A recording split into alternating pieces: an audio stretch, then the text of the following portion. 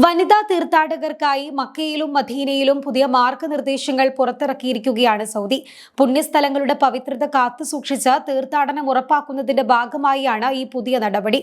മക്കയിലും മദീനയിലും ശുചിത്വവും പ്രാർത്ഥനാ മര്യാദകളും പാലിക്കുക, ഇസ്ലാമിക വസ്ത്രം ധരിക്കുക, ആരാധനാലയത്തിനകത്ത് ഉറങ്ങുകയോ തറയിൽ ഇരിക്കുകയോ ചെയ്യരുത്, പ്രാർത്ഥനാ നിരകളുടെ വിന്യാസം നിലനിർത്തുക, പള്ളിക്കകത്ത് ഭക്ഷണം കഴിക്കുകയോ വെള്ളം കുടിക്കുകയോ ചെയ്യരുത്, ശബ്ദത്തിന്റെ അളവ് കുറയ്ക്കുക, ഷൂസ് ധരിച്ച് പരവതാനികളിൽ നടക്കരുത്, ജീവനക്കാരുമായി സഹകരിക്കുക, വ്യക്തിഗത വസ്തുക്കൾ അലക്ഷ്യമായി ഉപേക്ഷിക്കരുത് എന്നിവയാണ് ഇവയിൽ പ്രധാന നിർദ്ദേശങ്ങൾ.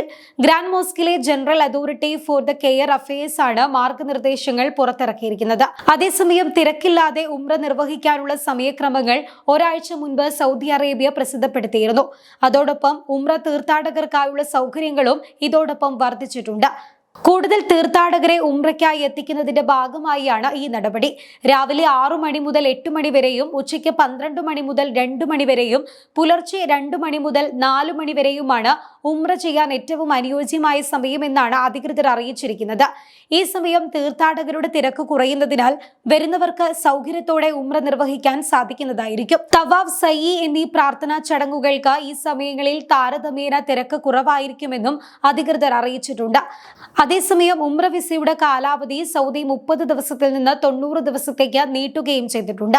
വ്യക്തിഗത വിസ, സന്ദർശന വിസ, ടൂറിസം വിസ എന്നിവ ഉപയോഗിച്ചും നിലവിൽ ഉംറ ചെയ്യാൻ സാധിക്കുന്നതാണ്.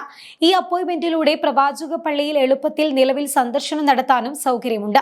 പുരുഷ തുണയില്ലാതെ തന്നെ സ്ത്രീകൾക്ക് ഉംറ നിർവഹിക്കാനുള്ള സൗകര്യവും ഇപ്പോൾ സൗദിയിൽ ലഭ്യമാണ്. ഇത്തവണ ഇതുവരെ 130 ലക്ഷം വിശ്വാസികൾ ഉംറ നിർവഹിച്ചതായാണ് കണക്കുകൾ. അടുത്ത വർഷം ഇത് 150 ഉയർന്നേക്കുമെന്നും ഹജ്ജ് ഉംറ മന്ത്രാലയം അറിയിച്ചിട്ടുണ്ട്. അതേസമയം സൗദി ഭരണാധികാരി സൽമാൻ രാജാവിന്റെ ആതിഥേയത്വം സ്വീകരിച്ച ആദ്യ ഉംറ സംഘം നവംബർ 22 മദീനയിലെത്തിയിരുന്നു.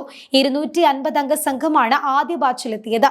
മൊത്തം 1000 തീർത്ഥാടകരിൽ ബാക്കിയുള്ളവർ ഘട്ടം ഘട്ടമായാണ് എത്തുക. സൽമാൻ രാജാവിന്റെ രാജകീയ ഉത്തരവ് പ്രകാരം ആരംഭിച്ച പരിപാടിയിൽ അതിഥികൾ 4 ഗ്രൂപ്പുകളായാണ് സൗദിയിലേക്ക് എത്തുന്നത്. ഇവരുടെ തീർത്ഥാടനത്തിനും താമസത്തിനുമുള്ള എല്ലാ ചിലവുകളും രാജാവ് തന്നെയാകും വഹിക്കുക.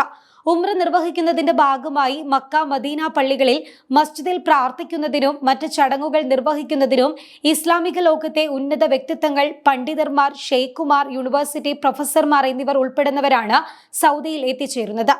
രാജകീയ നിർദ്ദേശങ്ങൾ നടപ്പിലാക്കുന്നതിനും തീർത്ഥാടകർക്ക് ഉംറ കർമ്മങ്ങൾ നടത്തുന്നതിനും മക്കയിലെയും മദീനയിലെയും ചരിത്ര സ്മാരകങ്ങൾ സന്ദർശിക്കുന്നതിനും പണ്ഡിതന്മാരെയും ഇമാമുകളെയും കാണുന്നതിനും അവസരമൊരുക്കുന്നതിന് മന്ത്രാലയം പ്രതിജ്ഞാബദ്ധരാണെന്നും സൗദി ഭരണാധികാരി വ്യക്തമാക്കിയിരുന്നു.